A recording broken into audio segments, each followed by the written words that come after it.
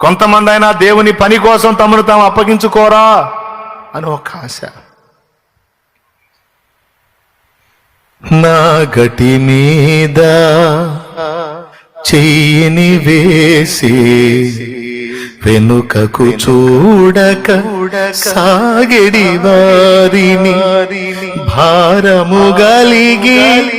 సువార్త గింజలు భారము గలిగి సువార్త గింజలు దున్నిన ఎదలో చల్లెడి వారిని